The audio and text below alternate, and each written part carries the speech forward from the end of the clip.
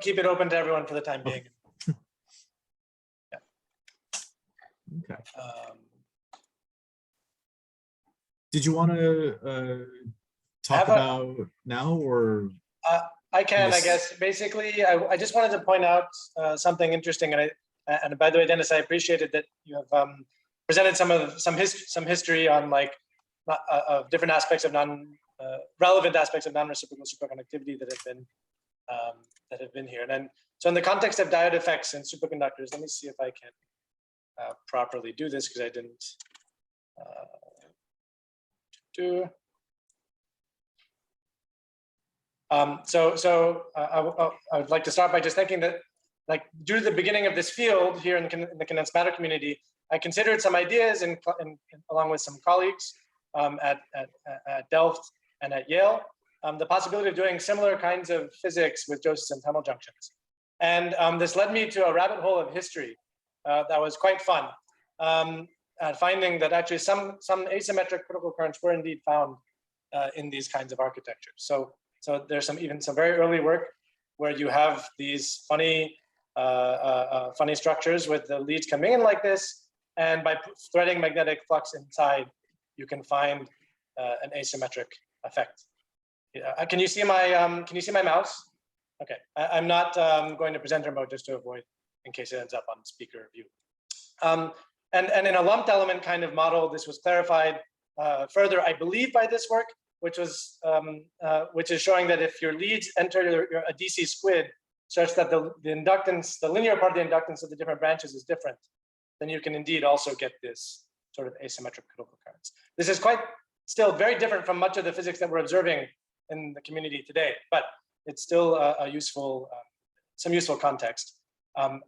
This was also in the last decade, was found by folks at Stony Brook and Lincoln Labs and used for a real application to deliver with AC currents power to our single flux quantum circuits. All right, so for me, this kind of effect with tunnel junctions is really great because it means that they have demonstrated value. People have found that these are really actually useful objects in applied systems.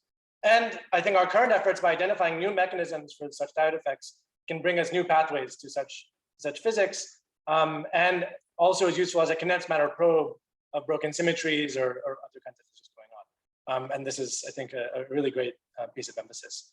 For Dennis specifically, I did also I wanted to mention this. This is the vortex ratchet paper that I was referring to, and they also have a similar kind of, a different voltage for positive and reverse bias that might be of interest to have a look at.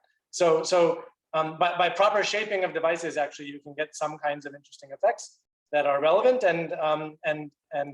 but also point us to useful applications of such superconducting diodes. So that's all I wanted to briefly mention. In that, beyond quantum materials, there are useful such physics in this line of thinking. So, yeah. Right. Cool.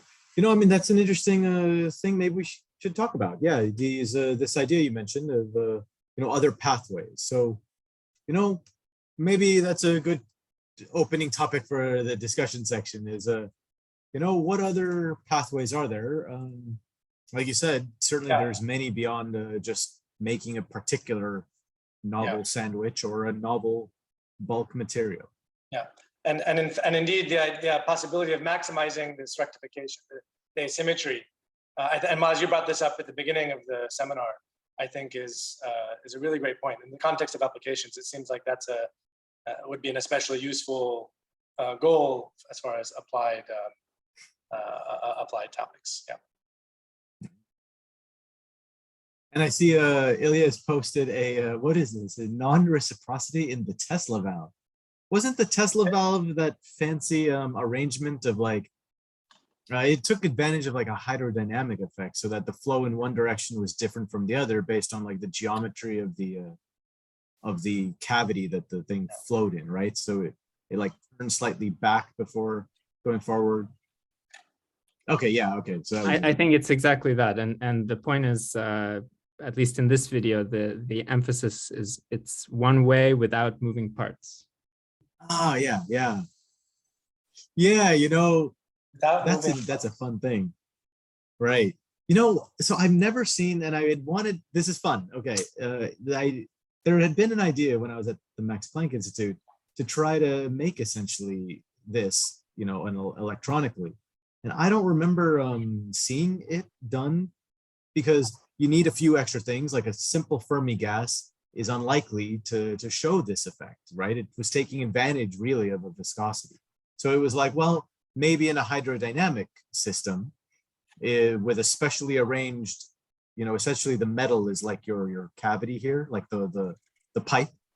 So if you had a material that showed this a strong hydrodynamic effect, and then you literally milled this shape and then measured, you know, simply, you know, resistance, I guess, in one direction or conductance in one direction versus the other, do you see something like a Tesla valve effect? I haven't seen anybody do it yet. Maybe I'm wrong though, you know, So like I said, discussion section. That's a hydrodynamics kind of effect, like a viscosity effect? Yeah, I think so. I think so. At least in a simple analogy to the old way. Maybe there's something more complex, but I was just being naive, really. Yeah, Ilya, is that correct? I have no idea. Is what correct? That this what you're describing is is related to, does it require viscosity in the fluid? Yeah, I have no idea, but I mean, my question was going to be like, what's the constraint on the material? Like, I imagine if you pattern a very large wire with some asymmetry, the wire is not going to care. So either the mean free path has to be very long, or it the hydrodynamics has to be relevant for the transport. And yeah, and I'm not sure how that relates to viscosity. Well, okay.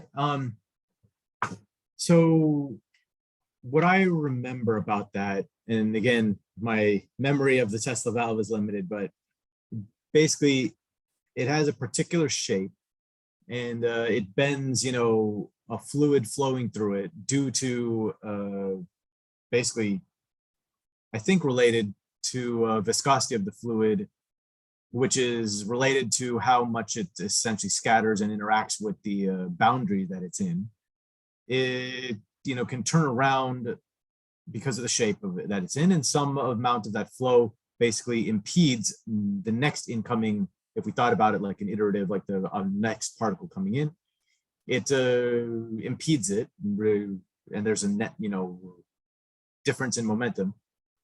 If you apply your force, or you start the flow in one direction versus in another direction, where there is in the opposite direction of this the structure, it's not essentially having this reversal of its direction, or partial reversal of its direction. So the reason I use the word viscosity and say that a hydrodynamic material would matter is basically related to what you said. Like if I imagine a normal metallic conductor, like just a wire that was just like a Fermi gas or something, then the particles aren't caring about each other, and the particles aren't really caring, well, in this way about the boundary. So I wouldn't expect it to like you said, to care. As you know, basically I turned on a hydrodynamic response, part of which is correlation, caring about each other, the particles, and again caring about the boundaries. Then I would expect this to maybe turn on and be visible. Hopefully that's a little clarification on what I was trying to say. But again, I understand I'm being a little vague. Sorry about that. Yeah, I don't know. That's very helpful.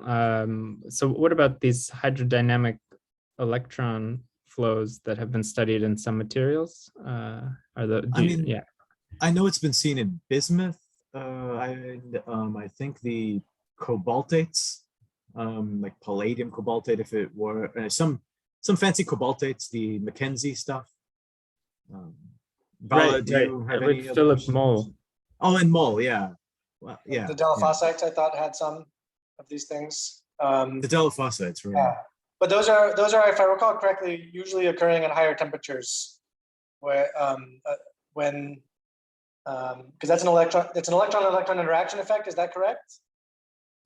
And No, it's not at higher temperatures though. It should be at low I may be temperatures. thinking of something else then.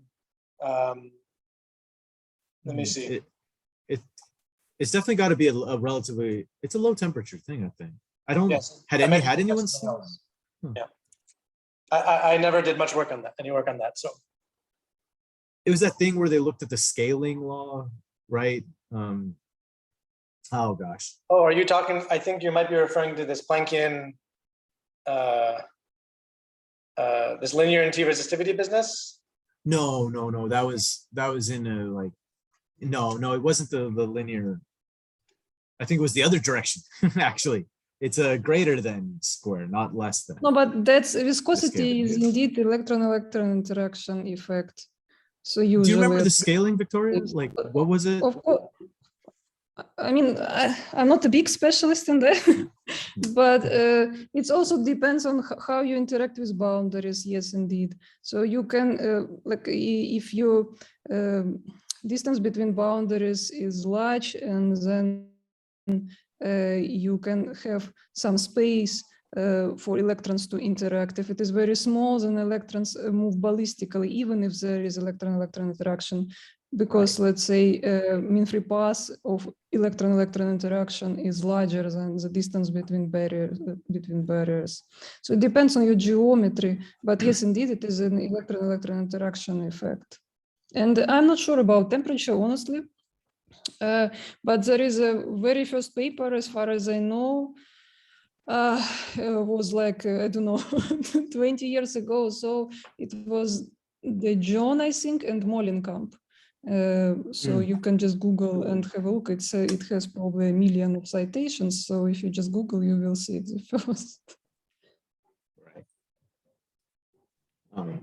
There are also more regimes. You can have this something what is called this Gurji effect, or something like that. That is still not. Yeah, Gurji effect, but yeah, Gurji effect. Yeah, you can have there, but I don't know. Was there?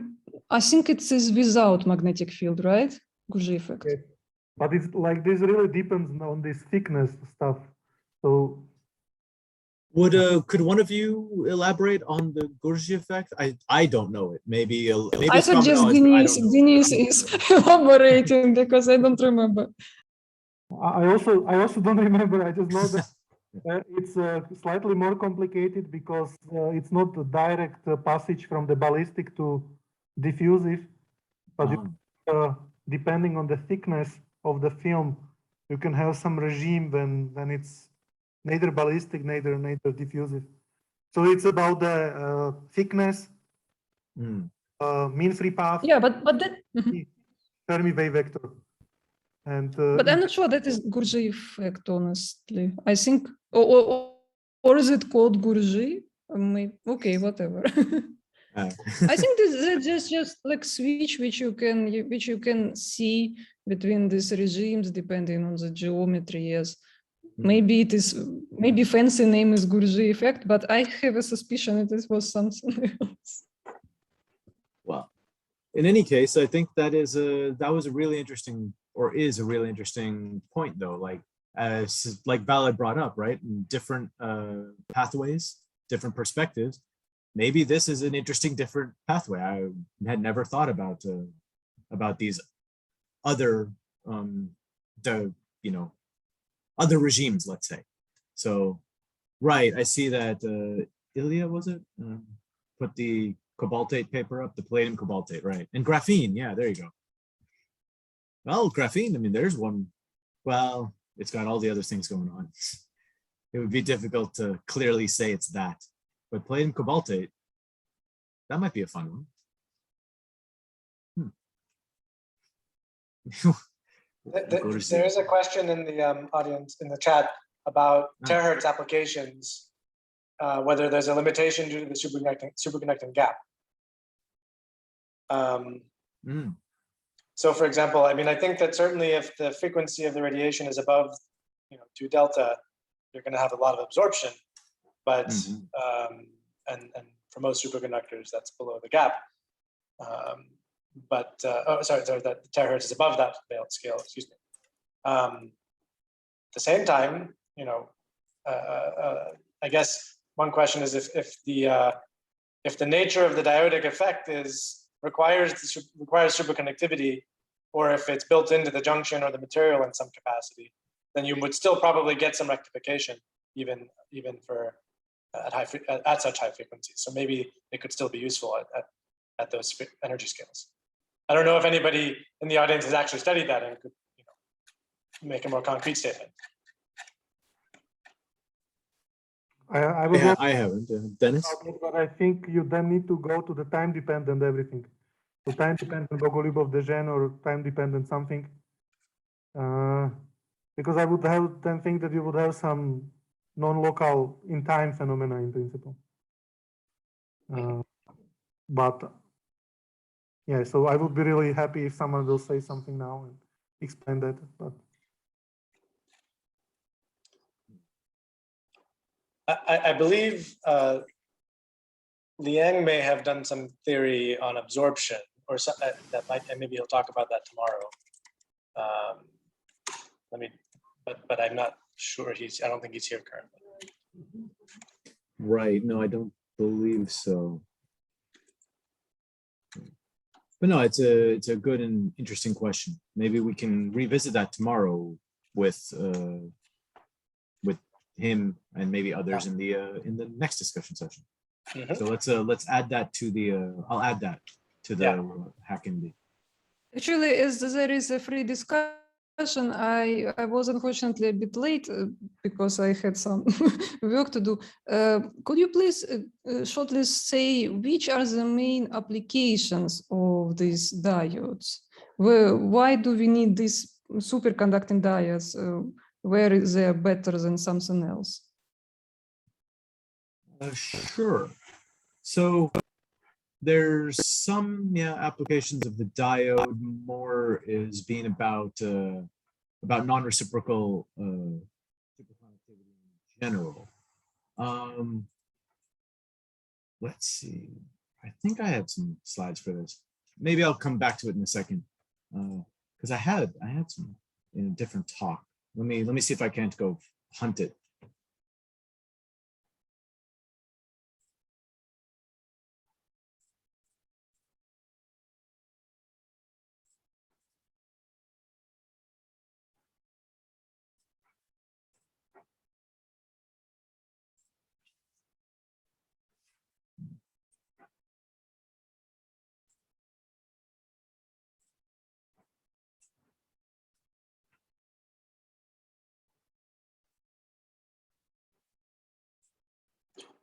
So the question was about what are the potential applications? Is that correct? Yeah. I'm just thinking. I got some theoretical results given some non-reciprocal picture, and I was thinking then maybe to apply it and say, oh, we can make a superconducting diode. And then I thought, who actually cares about it? Why do we so I might refer you back to this paper.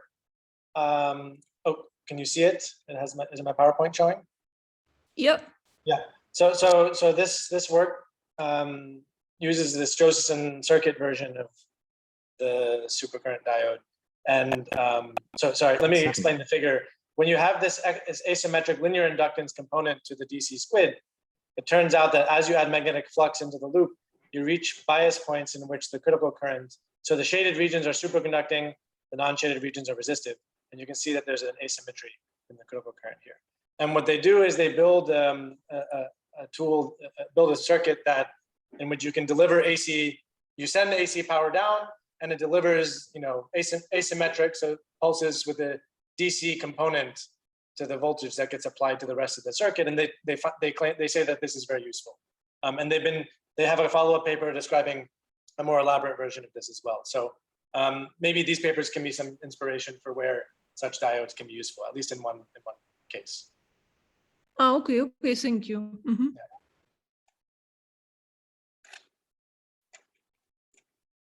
Oh,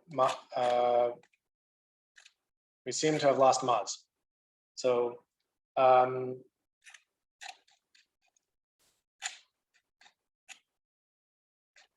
okay. All right. Are there any other open-ended questions or thoughts for, thoughts to share from people's different backgrounds and perspectives?